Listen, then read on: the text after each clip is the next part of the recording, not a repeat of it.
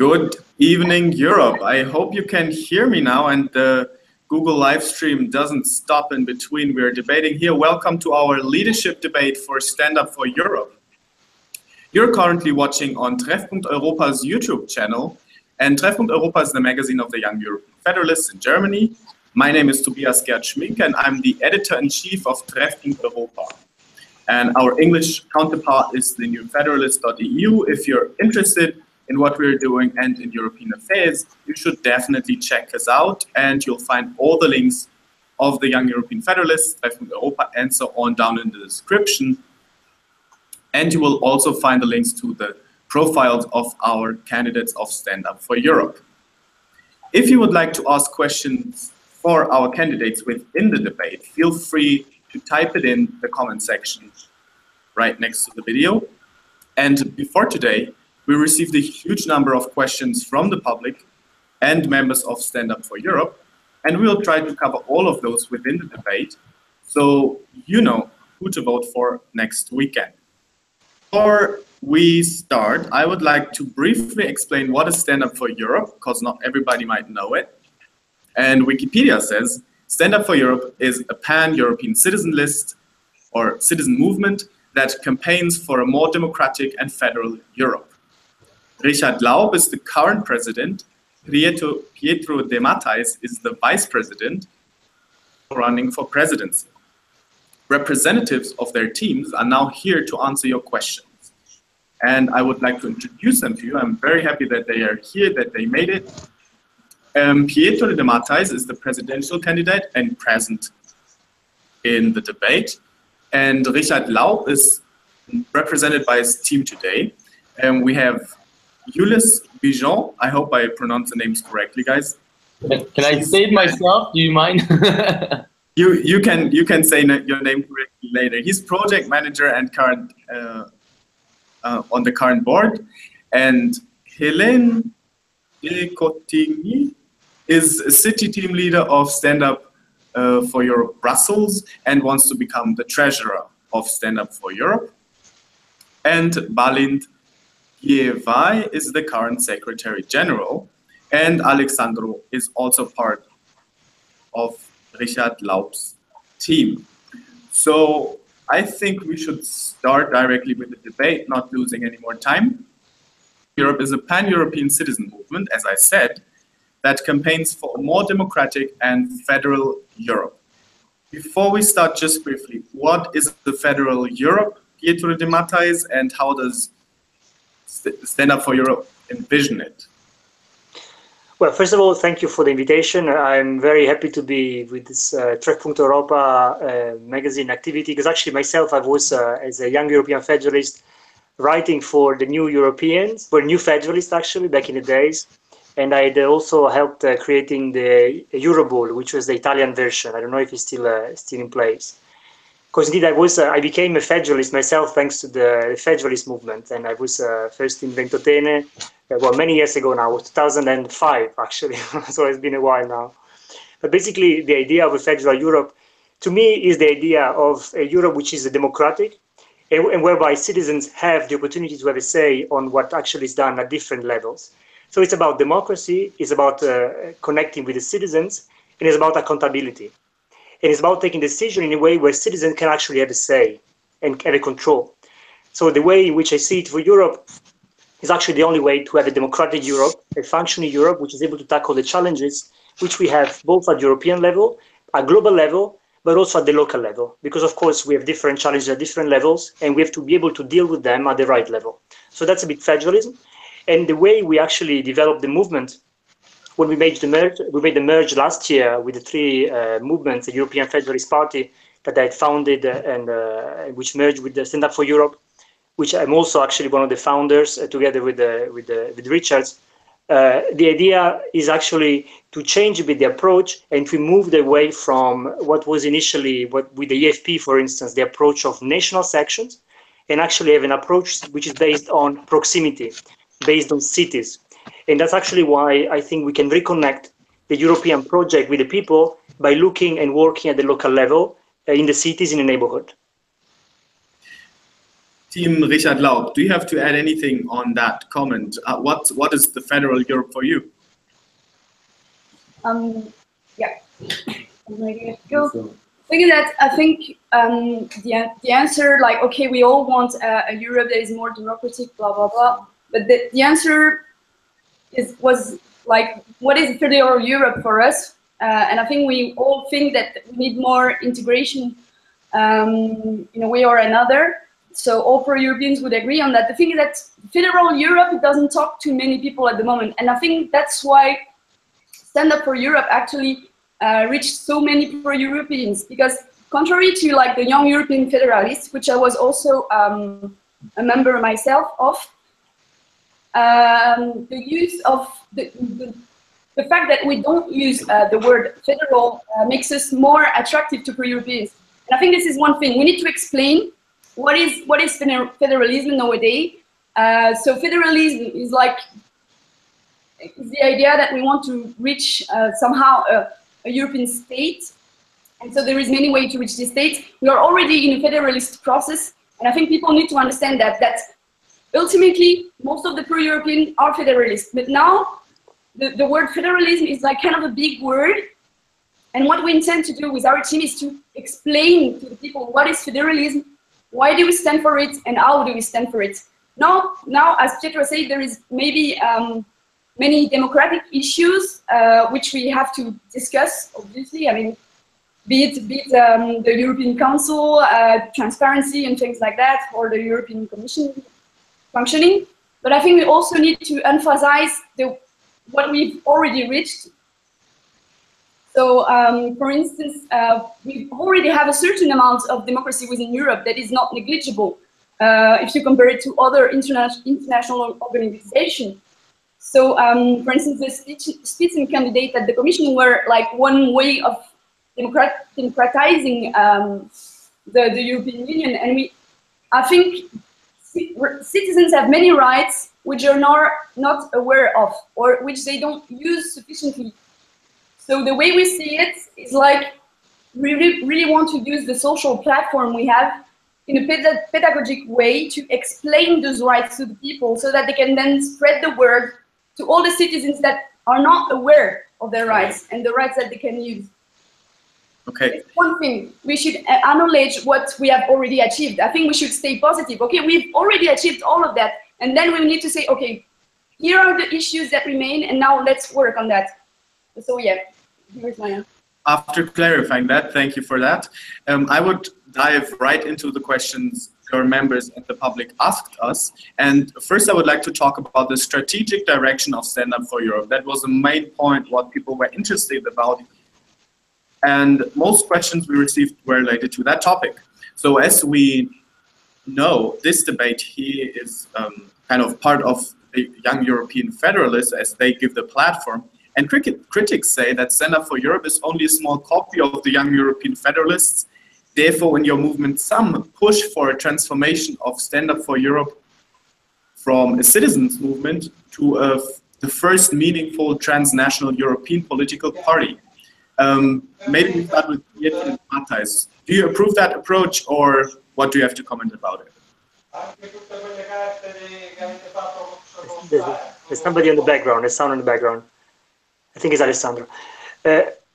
I think the key thing here, we are building a citizens movement, a movement which is connecting the people with the European project, and actually the way we do it is by somehow also, as Hélène mentioned, to reconnect and clarify how the European project is relevant to the people. So this element of pedagogy is an element of sharing good stories, sharing why Europe matters, and sometimes, I mean, we have to be frank. Today, Europe really benefits many people, but not everybody indeed is aware, and nobody feels owner of this program, of this project. Yeah, I would like to interrupt you. We don't have a lot of time.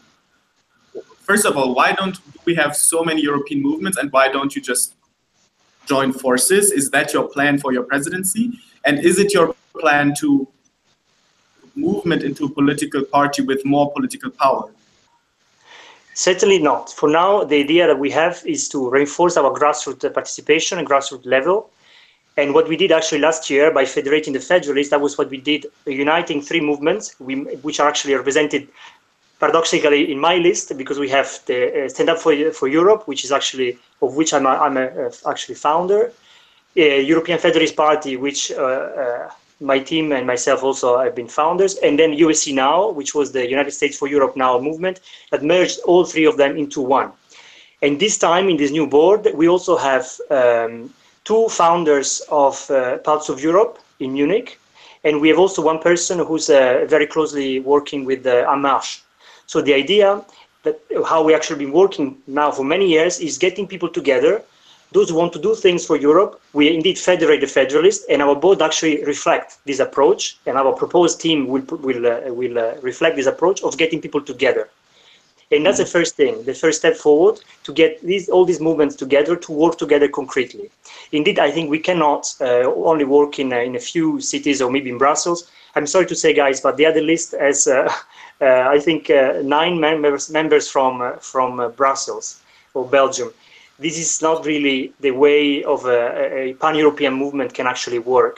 Our team, if I can say, we have somebody from the city team of Lisbon who has been growing the team there, the person leading the creation of the team in Budapest, team in Milan, team in Munich, team in London, myself here in Brussels following the activities of the team since the beginning, even before Hélène and the others arrived. So we are really actually bringing together the European citizen movement that we have been building. And actually with the En Marche colleagues and with the Parts of Europe colleagues, we want to really try to work even further together. So that's the approach. In short, we are not moving towards having a party. That's not the point now. The point now is to build a grassroots movement, which really is linked at the local level all across Europe. And that's why our team is made of people who have been active creating and building our teams all across Europe. And I want to thank very much all the people who are already traveling actually from Lisbon, from Budapest, from London, and from France, from Marseille, tonight to Munich for the convention. Thank you, everybody. Okay. Team Laub, are you too Brussels centered, and do you want to become a political party with Stand Up for Europe if you are leading it? I think if I can take this question, do you mind? Alessandro, I think I would like to answer first, not to this question, but just to the fact that you are calling us Team Laub from the very beginning, and that Pietro would just say my list. And I believe for a list that is promoting grassroots movements and empowering citizens, basically giving them the ownership of the European Union, it's very sad to hear a name on the list rather than just a list of a group of people. Now, this is my list. This is also Hélène's list. This is Bàlint's list as well, and this is Alessandro and others people's list. This is Richard's list as well, but it's not his, not the one that is running the list. See what I mean? So that's the first thing I would like to say. So please, for now, I don't understand what you mean. I'm sorry, Pietro. Did I interrupt you? No, I don't understand what you meant. You asked me if I understand. I don't understand what you meant. Sorry. Yeah, I mean, I'm not talking to you. I'm talking to like the people having looking at this show right now. Because it's a show at some point. You're calling me Team Laub. I'm not Team Laub, I'm Jules. And I didn't have the chance to introduce myself. So hi, this is Jules from Belgium.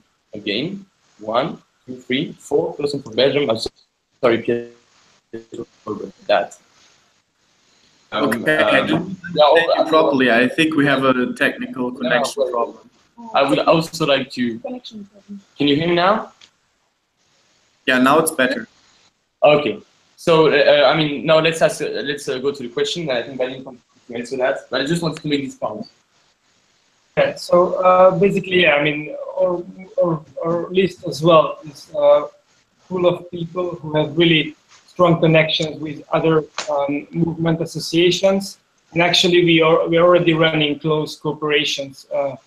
Many people in this list were members of JEF First.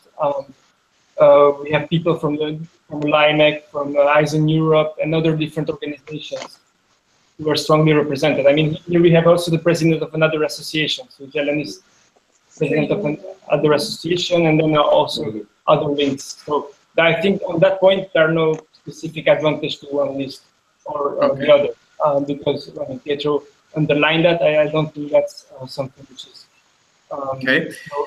so different. I would answer to the question because Pietro didn't really answer, but our list is clearly against the fact that for the moment, I think stand-up is really, and when we ask to our followers or members, you see that the people are mostly seeing stand-up as a citizen movement, of course. And I think that's something which is important because, for example, if stand-up becomes a party, I think it will enter in the same business as other movements before, and we will lose a lot of support. And when you see that we have even MEPs supporting us in our support committee, which is something which is good because you have also expert people who see that this project is leading somewhere, that it has added value and it has future, then I think it's something important. And I would clearly say that, of course, should be movement, but that's a question, of course, which is defined by the members.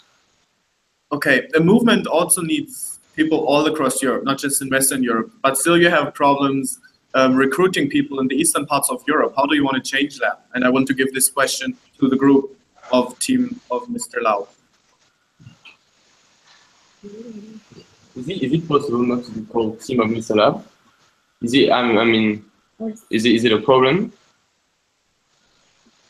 I'm not Mr. Laub. How shall I address you? Stand Up Now. That's the name of the list. What do you do? Okay, I didn't know that. I will address you as Team Stand Up Now. Didn't mean to disappoint you. He's not there. Why is not there, by the way? Well, because I think that we present here as a team, not as one president. And I'm sorry we're not as present as you, Pietro, on social media, but we have job to do, I guess. Okay, maybe we can focus on the questions which were given by the audience. How do you want to recruit people in the eastern parts of Europe? Yeah, I think myself, I'm Hungarian, so I was born in Budapest, and I lived there also. I did Erasmus there. I traveled a lot in the whole country, and I specifically had a strong link with Eastern Europe. I think we need to understand what's going on in these countries and the history they went through during the communism and after the change of regime, which is really important. So I think we need to have more effort in these countries to reach out to citizens. And I think the approach should be different than only social media. We see that social media is working in countries like Germany and France. I don't know if it's working everywhere in France, but in Belgium, Germany is working well. That's a Western pattern, I guess. So how do you want to change it? What do you want to do? In Eastern Europe, I think you need to go more on the ground. And that's what we did. For example, Hélène and myself, we were there the whole days during 5 days at the Sziget Festival in Hungary. Even though if it's a festival where you have people from all over the world, so it's not really representative of the Hungarian society or from Eastern Europe as such. Yeah. These concrete actions to be on the ground and making campaigns and leading campaigns, that's something which should be, which can help us to reach out more to people in these countries and to change their mind. And of course, I would finish on a specific project we're launching right now is the European Citizen Initiative on migration, and Jules can speak more about that. But I think that this kind of initiatives are specifically the ones who can help us to reach more out to citizens, and mostly in these countries. Pietro De Matteis, do you want to respond to that? Yes, I will respond. Thank you. Indeed, in our team, if you look at our composition, it's a very diverse team. We have not only gender balance, we also have a very good geographical composition. And we cover actually not only Hungary, because Anita has been the person with her team who has been organizing the Sziget Festival participation of stand-up, which now Bàlint and Hélène just mentioned. So indeed, they attended the organization, they helped, we had a good fun. But the organization that took several months was done by our team, and specifically by Anita, which I want to say hi to, because maybe she's listening to us. So indeed, what we want to do more, and we will do more, is actually by being on the ground every day, every single day, by connecting people at the local level, organizing activities which can be very different, not only conferences, as we often do, for instance, in Brussels. The idea is to go on the ground, to participate in this kind of very large events, festivals, and also this is specifically for, as I mentioned, for Hungary. In our team, we also have a person who's half Polish, because indeed we have to cover also this part of Europe, because they are Europeans exactly as us, and we need to be able to connect and have a common vision for the future. So in our preparation of the list, we also very closely looked at the representation of our movement in the eastern part of Europe. And the idea is to, thanks to the network that we have been building, expand our cooperation and our networks in those parts of Europe. Yeah, I would like to expand that question. Are you planning with your team to expand this across the borders of the European Union to countries like Russia or Armenia, or do you want to focus on the countries within the European Union? Yes or no question, please.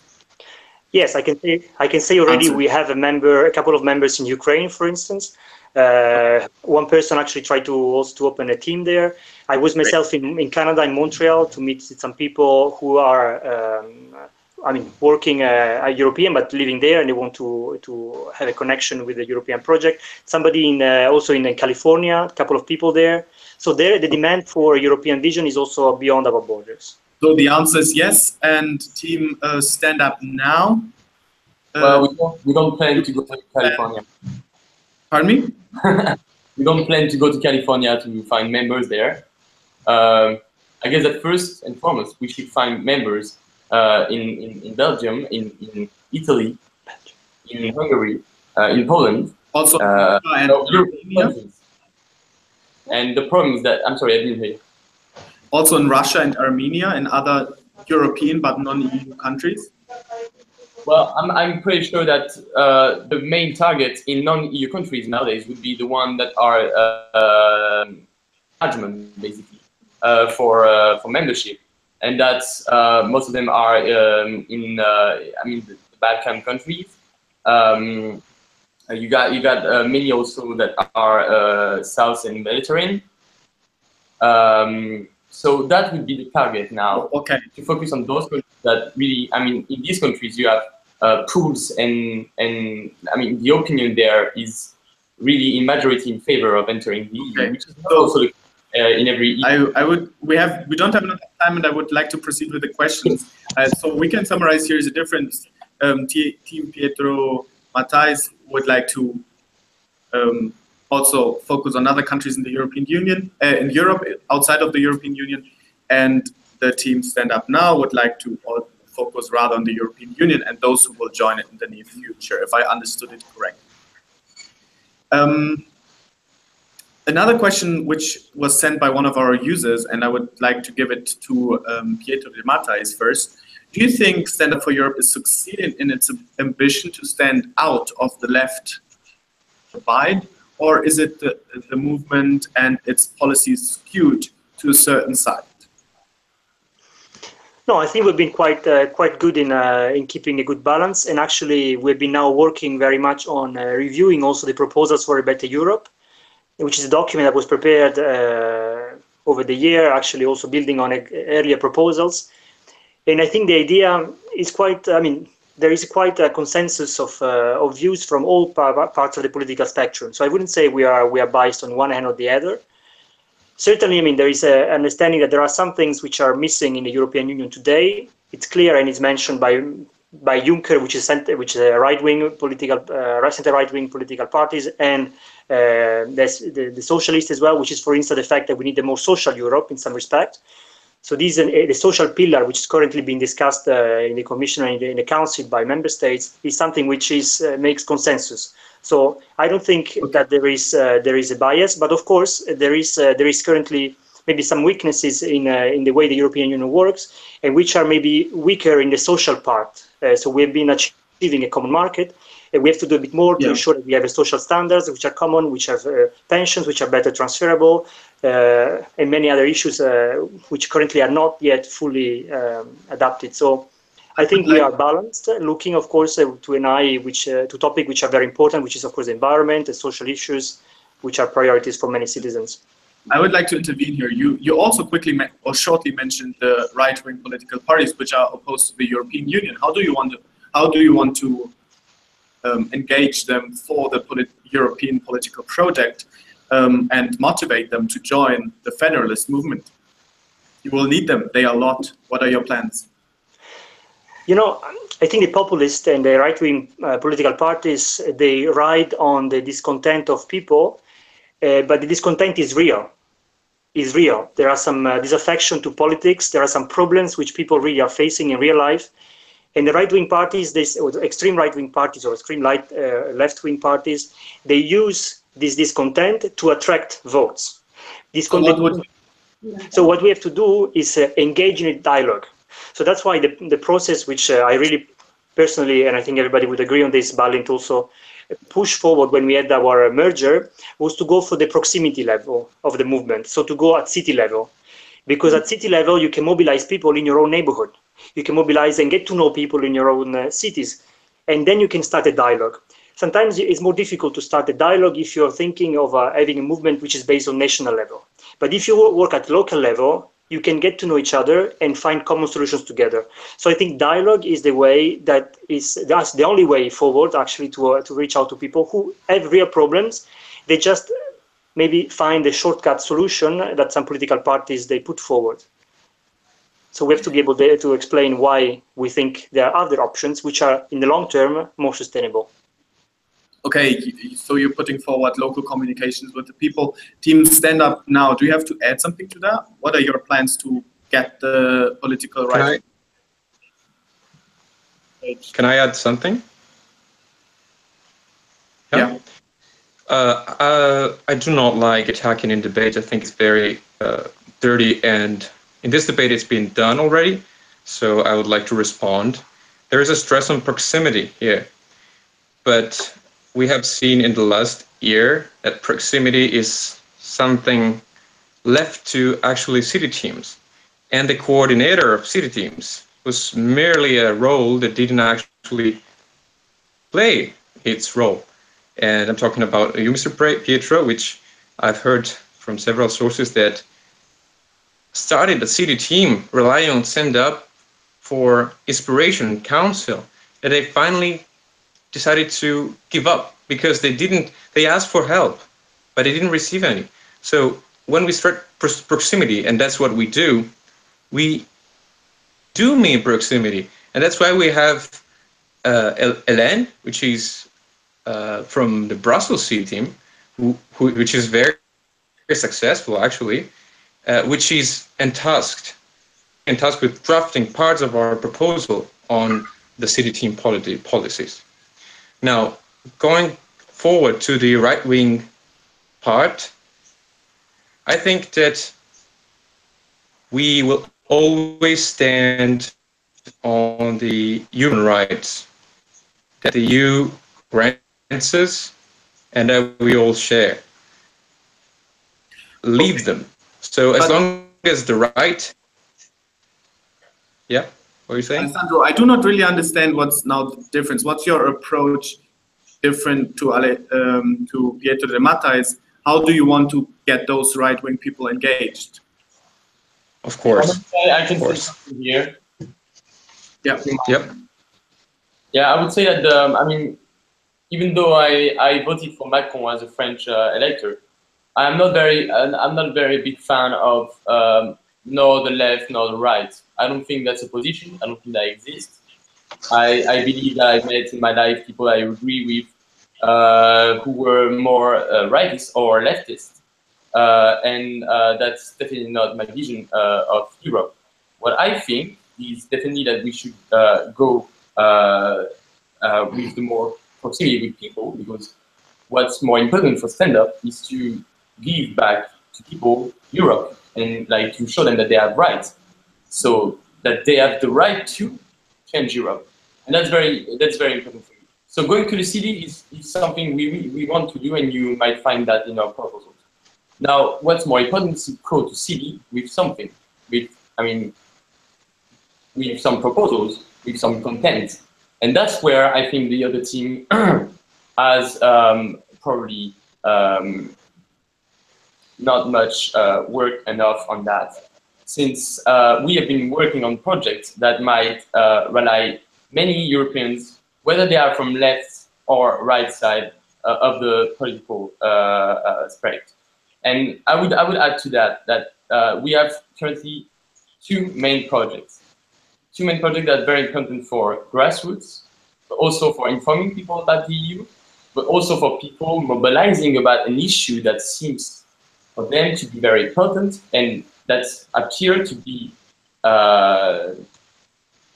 managed by EU institutions. And so those people now might be aware that we are running an ECI with many, many organizations all across Europe. We now have national members in more than 10 states.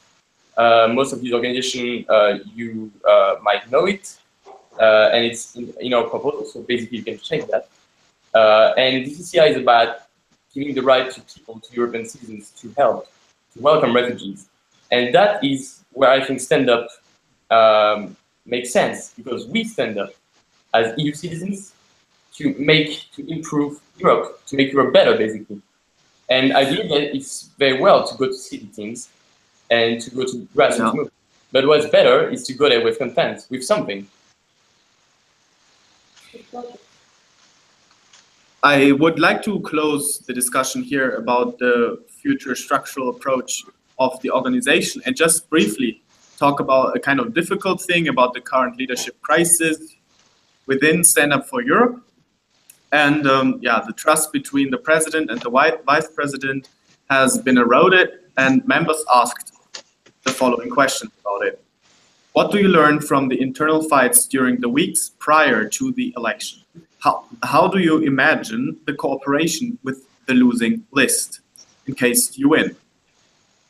What will you do to rebuild the trust of members after the harsh internal election campaign? And I would give the word to Pietro De Matteis first. Please, can you give the word to the other list? Because you've been giving the word him first for too long.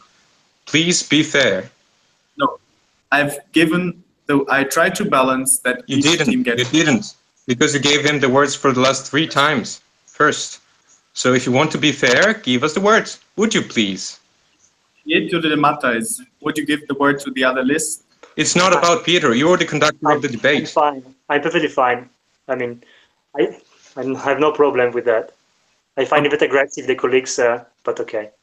Yeah, please. Stand up now, please. Well, now we cannot remember the question. What was it exactly? The question was, what do you learn from the internal fights during the weeks prior to the election? How do you imagine the question? What do you learn about the internal crisis? You are someone by following stand-up. What do you think what's the image? What do you think people think about stand-up now? Do you think that the image of stand-up is about their real member? Or is it about social media? Or what is it about? What people know from stand-up and what is the crisis about? That I would like to hear from you. You're asking me? I just read out the questions posted in Facebook. Yes, they're not my questions. We collected the questions from the people who are part of the Stand Up for Europe Facebook group. Okay. So you don't want to answer? I think it would be helpful if you would explain how you would like to cooperate in the list in the future. Okay, what we learned is that there has been many issues that stemmed from the previous board and the diverging vision on some specific issues which most people are not aware of, and even myself as not part of the former board, I'm not aware of everything and anything. No, I think the issue was also linked to the fact that the process for the election was set up too late or belated somehow. So it was, everything got up like in the same time because we had 2 weeks for us to set up as a list, to send up proposals and so on and so on. And the other lists were willing to impose some things on us that we thought were not very legal or too stringent to impose 2 weeks before the convention itself. Yes.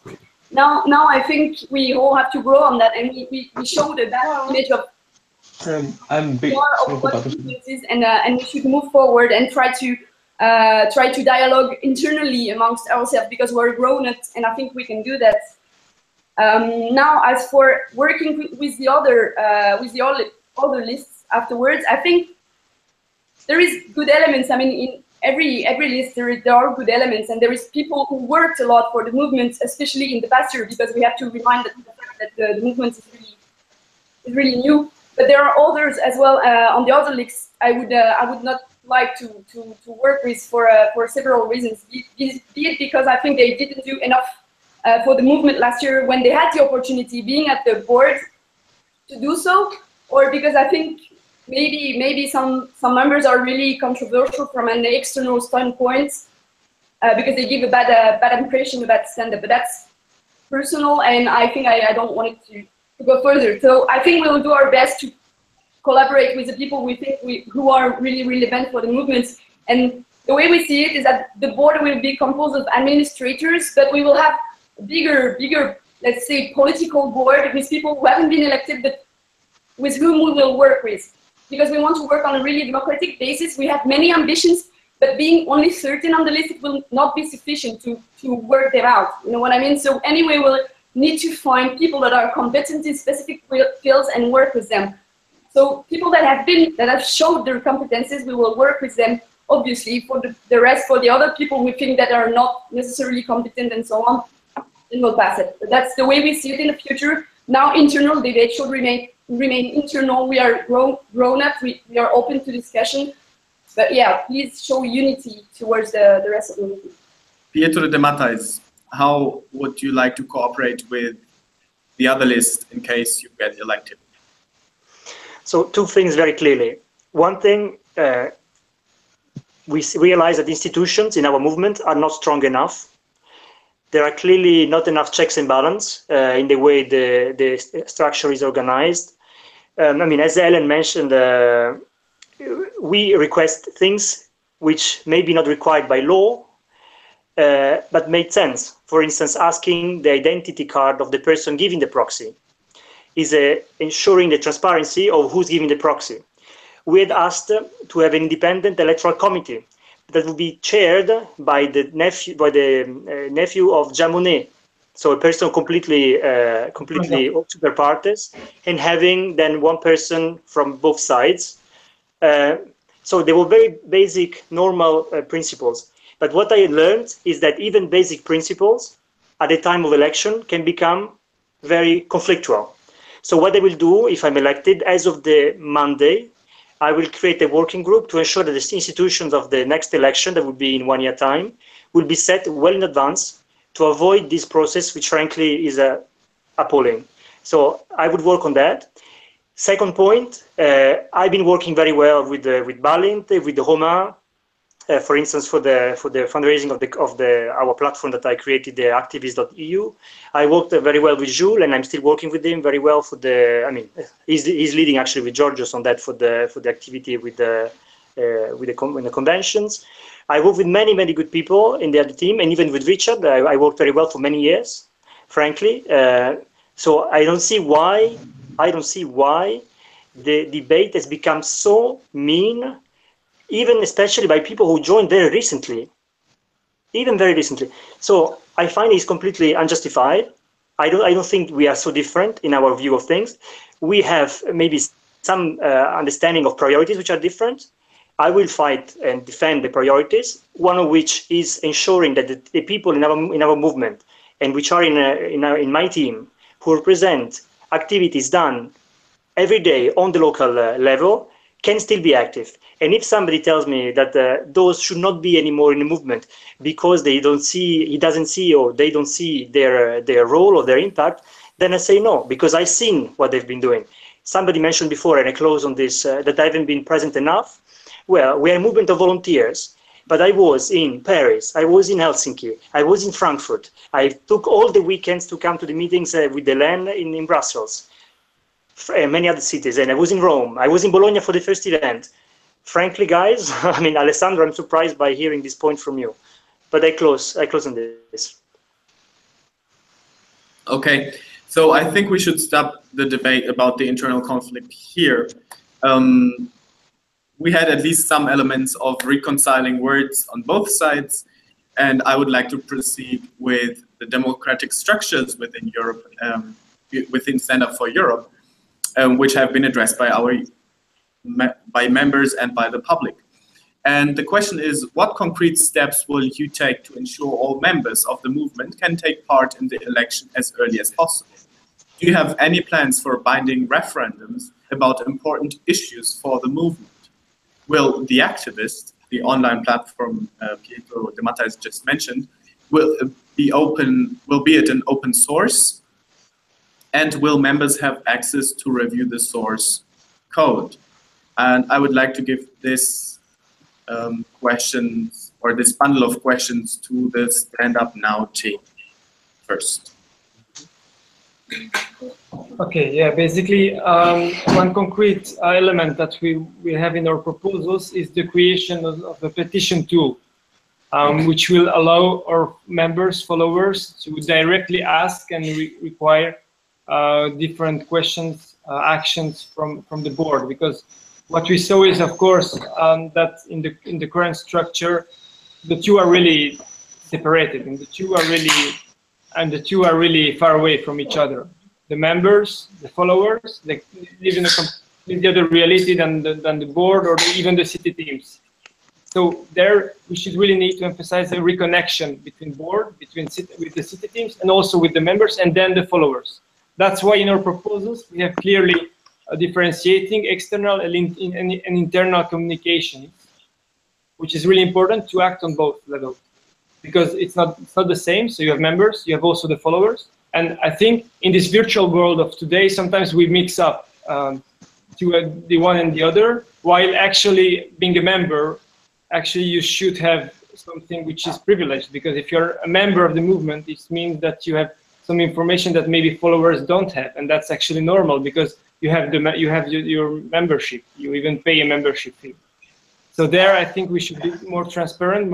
It should be clear that, of course, we have different group of people, and all the people, of course, need to have a voice and interact better with the board, which is at the European level. So this specific petition to, like a referendum within the organization.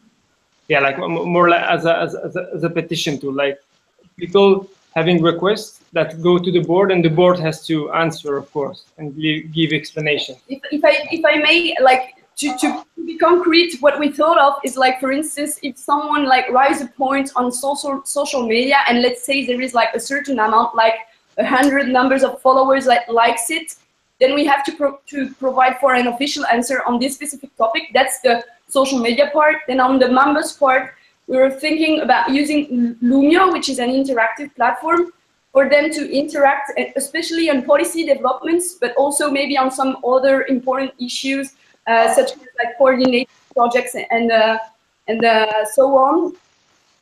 And we will also have, because it's legally required, and last year it wasn't made, legally required by our statutes, an ombudsman to get the request for the members that are important and motivated, and that should go directly to the board without using one or the other petition tool. That's very concrete ideas on this side. Pietro De Matteis. Yes, so there is one idea which we have in our program, which also is available on the group of Stand Up for Europe, which is basically creating a council of the city teams. This is something we had a bit at the time of the European Federalist Party. It's exactly to connect in a structured way the activities done by city teams and the proposals with what is done by the board. It is very important. I was running every month with many of you, well, actually many of the people who are listening on the city teams, the teleconferences. We had teleconferences every month with about from 10 to 15 cities taking part in the activities, and a teleconference every Sunday night. And that was basically a way to discuss and share common practices, share common projects and challenges. The idea now is to step a bit further, make a step further, and try to make it more structural, and then allow people to really make proposals, and on the basis of what we learned also by discussion of the proposal for a better Europe we had over the past few months. The second element is also to use a bit. I think I like the idea of the petition. I think this is a good idea, but I still have to structure it in a way which allows a more formal way of proposing initiatives through, for instance, this kind of council of city teams, because I think it's important that city teams they meet and they discuss in a formal way and make proposals also for the General Assembly. So we have to find a way to make this this further. And there is also the idea of using a bit more, maybe more structurally, the opinion polls with a specific page which was created by our social media manager David, who's in our team. Maybe we could use even a bit better the opinion polling for our own members, and use other tools of liquid democracy and participatory democracy which are existing. Regarding the question on the activist.eu, which you mentioned, indeed, I mean, I developed this platform. Actually, it was a bit more than 1 year ago. I presented it at the hackathon in Paris in September 2016. And I presented it, and it's available also online. There's a video where I presented this initiative. And the idea was exactly to reconnect the people at the local level on the basis of their interest and on the basis of a project that they can have for Europe. And the idea is that it's not open to a specific movement. And that's why in the videos that we prepared and also in the communication, we always said that it's open to all organizations who want to use it and to all citizens for free. So it's a service that we developed, and we crowdfunded half of it, basically. The other half was budget was half from the former EFP, European Federalist Party budget, and half from the Stand Up for Europe budget. So basically, it is a platform which has been funded in a collaborative manner.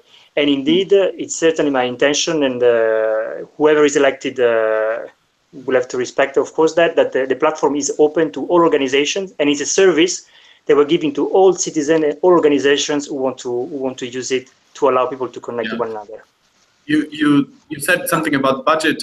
We also had a budget question. It was, will you give, or will you grant complete access to review Stand Up for Europe's funding sources and expenditures? Funding and expenditures of Stand Up for Europe are transparent enough right now, and how would you improve the way fundraising is done? Pietro De Matteis. Yes, I mean, we had the discussion, and I replied also to this question specifically on the group. I think transparency today is a key element. We will live in a world whereby there are so many fake news and disinformation. I think it's important, it's crucial to be transparent. And that is why we'd also asked this additional element of transparency for the vote at the convention on Saturday, simply to ensure that there is no complaint on the way the vote is done. The same is for the budget. So I understand, and Hélène mentioned this in our conversation we had, that not all the information, the names, for instance, of the contact details of maybe the members cannot be disclosed. But I think, and I believe, and I think it can be done. It's done by many civil society organizations in other countries. I don't know if Belgian law for association maybe make it more difficult, but certainly it's my intention to ensure that the data, the funding, the donation are all made public on our website. Okay. This is the statement. Team, stand up now. Is that your? Okay, I think we pretty much, and as on many topics, we usually agree. Like it's just small details that differs, but the way proposals were made. But I think we all pretty much agree on many things. And obviously, yes, I agree. And I think it was also on our proposals when we wrote it and when we posted it initially. A while ago already, because we posted it before the others, that transparency was an issue, and we want to ensure, and I will personally, as both a treasury and a lawyer, I will ensure that everything is as transparent as possible. And that's what I say, like, when I told Pietro, yeah, transparency is very nice, yeah, and we will be fully transparent to the extent that it respects data rights and like members' data protections rights. So to the extent that those rights are ensured, which will require to go a bit into the law, like to which extent could we put a name or things like that, yeah, of course we will provide for like full transparency. And if we cannot put a name, that will just like donation. But we agree with it. Yeah, great. We're heading to the end of our debate, and I would now like to ask Stand Up Europe now. First, what are your main three, what you want to tackle within Stand Up for Europe? What are your first three campaigns? What are the first three things you're going to focus on? Well, okay, so I think I'm going to take the stand here because I had the great opportunity be part of stand-up for about 2.5 years now. And for the last year, I have been basically in charge of managing the major projects and conducting them.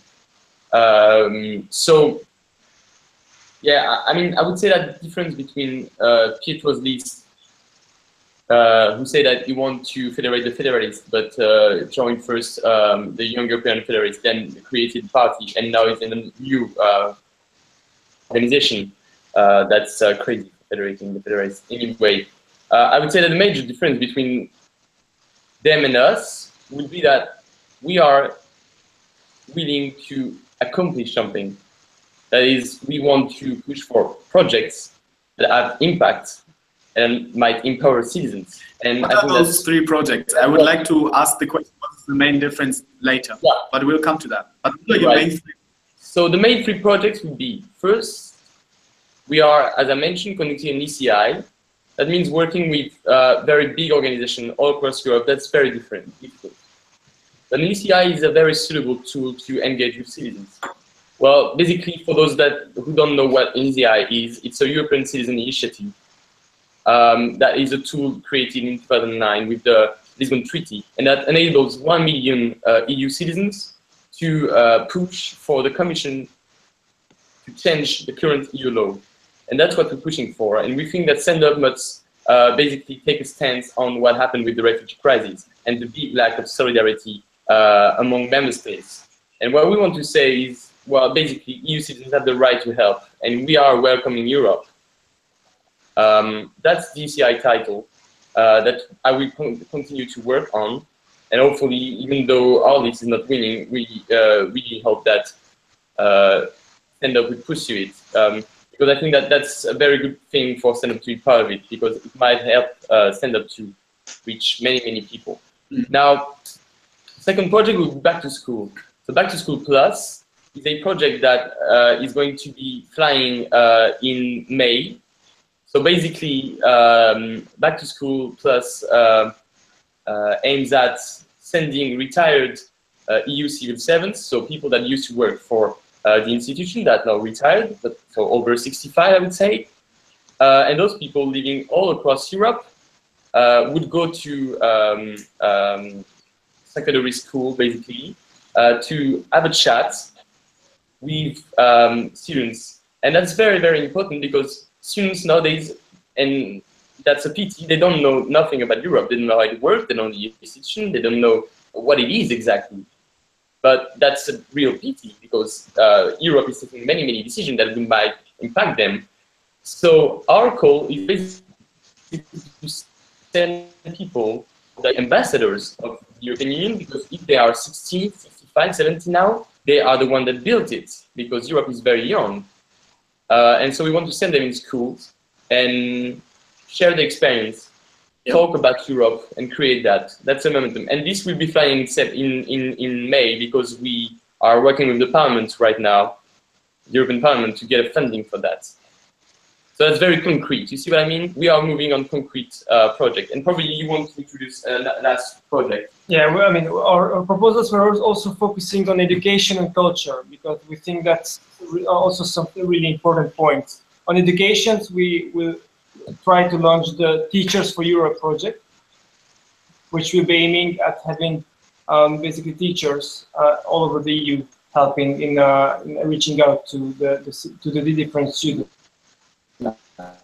So in terms of cultural project, we really want to emphasize on that, because I mean, sometimes we see different relations between people, but the culture is left out, and we don't really realize the richness of what we have. For that, for example, we will lead and continue to lead the realization of a composite artwork made by 28 or 27, that will depend on the negotiations. That will depend on Brexit. And so it will be the result of the work of all these artists from different countries together. And I would also emphasize last point, which is the launching of a book on European federalism, with the help of Sofiane, who is member of our support committee and who committed to write a book as member of the Super Committee of Stand Up on Federalism, because that's, I think, something which is important and which might be an important. Okay, great. I got 3 projects. People will know what they vote for if they vote for your list. Pietro De Matteis, what projects for the upcoming legislature? Yes, so when I hear these projects, I mean, it's great, these are good projects, but that is really the core business of a civil society movement, a grassroots movement.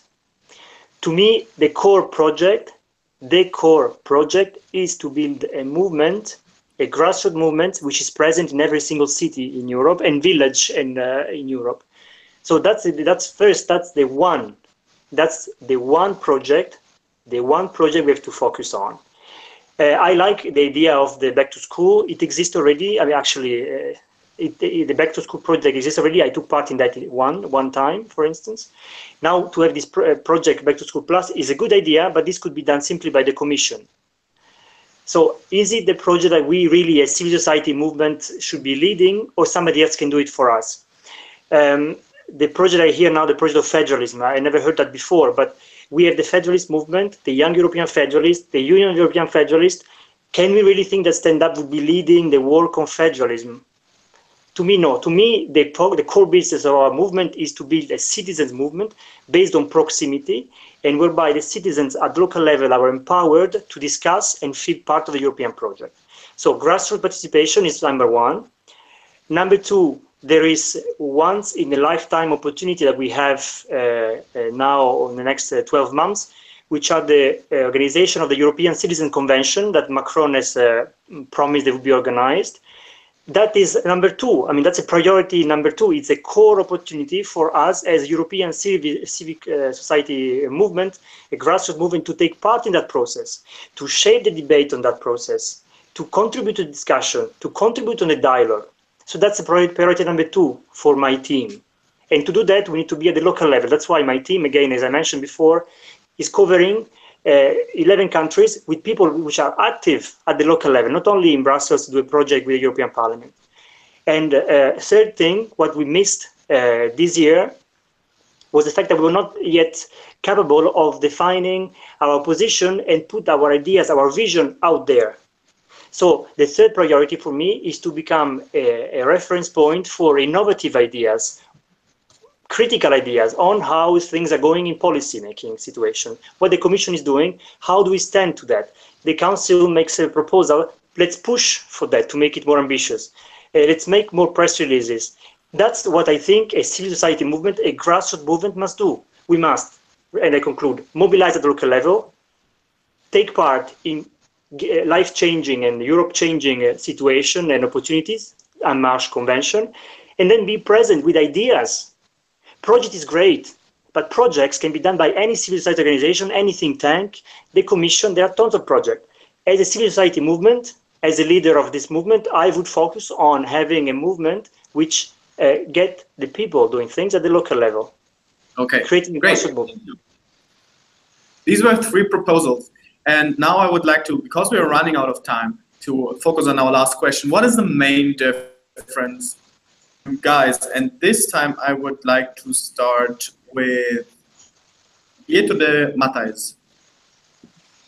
Well, I think the last question actually already responded a bit to this question, because for me, the priority... So the content? Sorry? So the content is the main difference, the one you just mentioned. That would be great, because it would be a very short answer. Yeah, I think the priorities. I think we all like the same things. We all pro-Europeans. We all like federalism. We all stand up for federalism. But the priorities on our side, it's clearly on proximity and on being at local level and developing awareness of being Europeans and enabling people at local level to be active. That's what is a priority for us. And that's what we would do in the future. Okay. So we see the main difference, but you also mentioned that there are many things you guys share. So the last word for the team of the president. What are the main differences? Yes. And what are the main things you share? I don't know who wants to answer the question you're offering. So the main difference, why you should vote for your list, and what do you share with the other list? I'll answer to the first question. I can leave the other two to the other guys.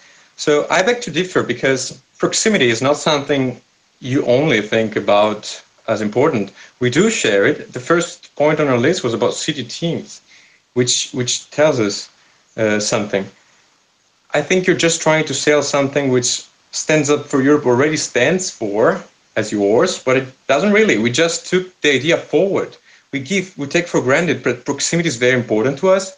We want to take it forward, but we also want to do more, because stand up is not just a proximity. It's more. It's lobbying, as you said, but it's even more. It's education. It's culture. It's joining forces with other organizations in all of Europe. If you take, for example, we can take the ECI, that as a main difference. Well, it's the difference with what he said now, but whatever. Okay. Well, no, I would add, I mean, yeah, you can take that as a main difference. Content. You make it right. I mean, the main difference is accomplishment. What do you want to do? What do you participate to stand up? If Pietro's team and Pietro's goal is to have a maximum of city teams, just people being part of something where there is no content and bringing flags and saying that they're pro-Europeans but not doing anything to change Europe, the difference there. That's the difference. Now, we are talking about content. We are talking about changing things, having an impact. EU citizens are waiting for us. I mean, if we have seen Close for Europe, many demonstrations all across Europe during the last year, it's not nothing. I mean, there was a willingness from these people to act, to do something. Fine, but offer them something. That's why we have a structure. Otherwise, we just go in the streets. But we have a structure to come up with projects. And I hopefully, and I mean, I didn't mention the Macron convention, but yeah, obviously we've been working, Pietro and I, on this and with Georgios. And I hope that's going to happen. But again, what is about Macron's convention? It's basically European Citizens Democratic Convention. It's about people talking about content. So, well, I guess there's two sides. There's bringing people together or bringing people together around something. And I would say the stand-up now is about the second one. Okay, so you guys, I'm happy that we have a debate about content and how to approach things, but you destroyed my great final question. So I would like to start again with only one word you guys share, because I think in these times for Stand Up for Europe, it's important to emphasize also the things both teams share. So Pietro De Matteis, what is the main thing you guys share, both lists? I mean, certainly we share the wish for a better Europe. Great answer. Can team stand up now? Quick and short answer like this. What do we share with Pietro?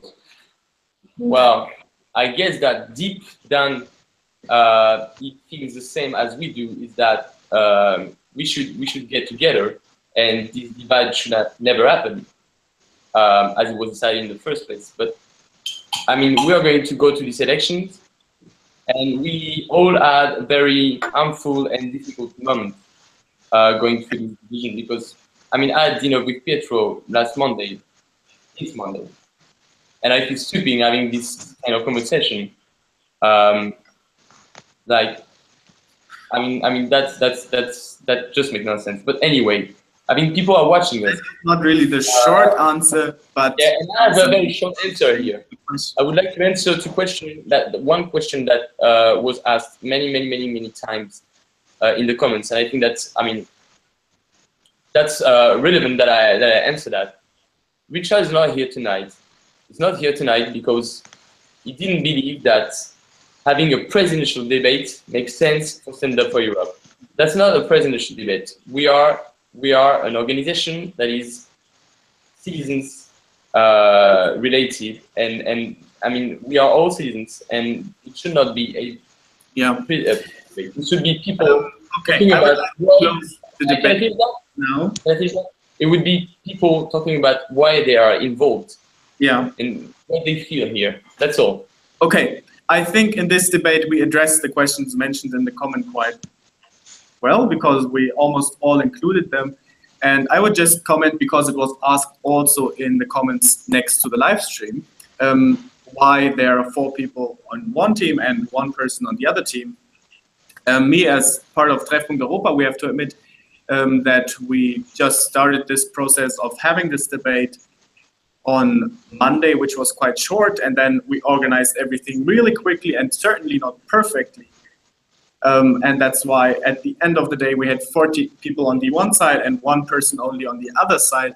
I hope that did not damage the debate. In fact, I think we addressed the questions which were asked in the comments, so people now know more about the teams, because many people said that they also don't even know about the teams. And I hope this debate supported the European public's discussion about and within Stand Up for Europe. And I think this was a very fruitful debate. It was, though, not the last debate for this week on Treffpunkt Europa. Tomorrow at 7:45 p.m. Brussels time, 6:45 London time, 8:45 Athens time, and 9:45 Moscow time, we'll have the presidential debate of JEF Europe. Christopher Gluck is again running for the top position in the largest European Federalist youth organization. This will be streamed on YouTube on the JEF Europe channel. You will find the link in the description below the video.